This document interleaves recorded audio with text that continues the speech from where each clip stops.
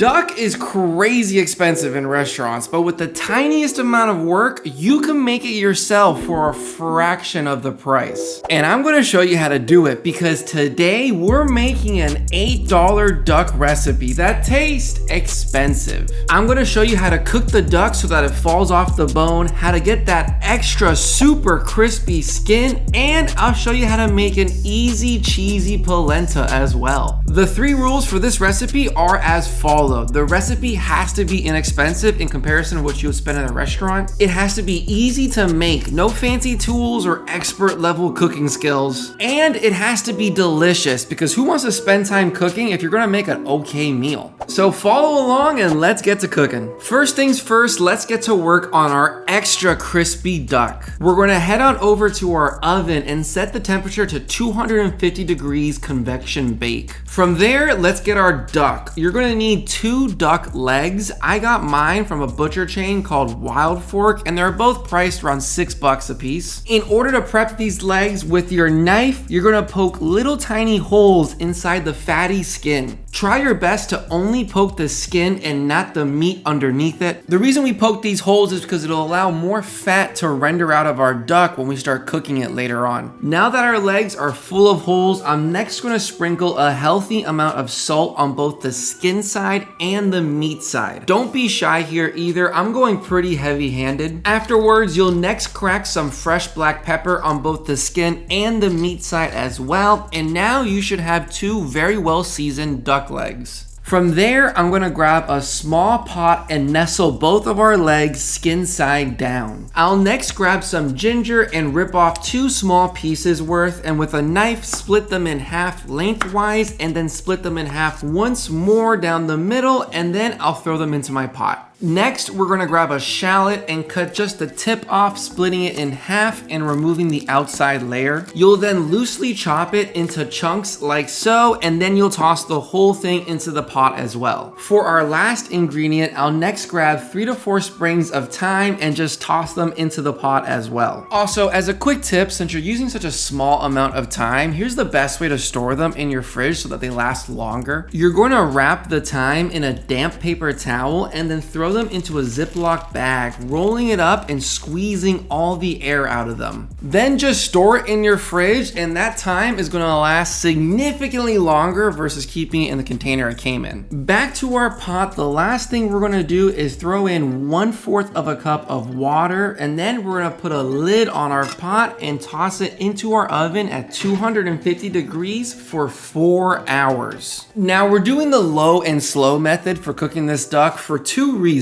The first is because it'll give us super tender, fall off the bone duck meat that's just gonna melt in your mouth. The second is because it's super simple and easy. The phrase set it and forget it couldn't be any more real right now. And if you're a beginner in the kitchen, this recipe is super easy for how forgiving it is. 4 hours later, as you can see, our duck has rendered out a lot of its fat and juices. If I carefully pull it out, you can see the skin is nicely rendered. Don't worry about the color, we'll be fixing that very soon. If I flip it over, the meat is fully cooked and looking really nice and tender. So tender, you can actually see how easy it is for me to pull a little tiny piece off. From here, I'm gonna move our duck legs onto a sheet tray, and don't throw away that liquid that's left in the pot. I'm gonna pour that into a food safe container and leave it in the fridge. That top layer is duck fat, and that bottom layer is basically super concentrated duck soup. Back to our duck legs, I'm gonna set our oven to convection bake at 450 degrees, and once it comes to temp, I'll throw both of our duck legs in there to crisp up the skin for 20 to 25 minutes.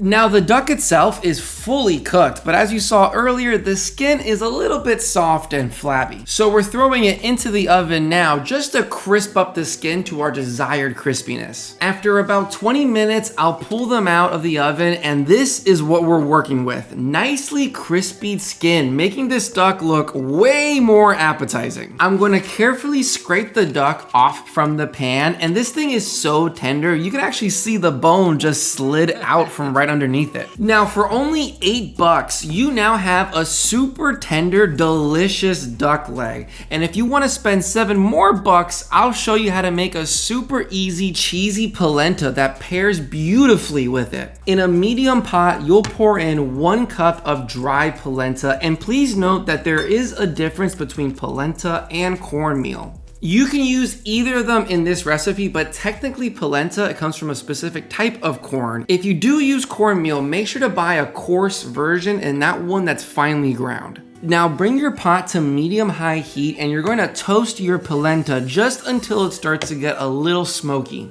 From there, you'll pour in 3 cups of chicken stock and then with a wooden spoon, stir everything together. You'll cook this for 5 minutes at medium-high heat, stirring occasionally. After 5 minutes, you can now see our polenta is starting to slowly absorb all of our chicken broth and its flavors. I'm going to cut the heat and then throw on a lid, leaving it alone for 2 minutes. After 2 minutes, the polenta has absorbed all the moisture and is now thickened up quite a lot. Now at this point, you want to throw in 3 tablespoons of butter and stir it in until it's combined. But instead, I'd like to remind you guys that I'm also, like you, a human being, and I might have accidentally forgotten to throw the butter into my polenta. But you shouldn't do that. You should throw butter in your polenta when you make this recipe. After throwing in your butter, you'll next toss in half a cup of grated grana padano cheese. I 100% pronounced that wrong, but you can also use Parmesan cheese if you like. The grana padano cheese is just a cheaper alternative. After mixing in your cheese, give it a taste for salt levels and add more salt if needed, but you're done. You now have a super cheesy polenta that'll pair beautifully with your duck.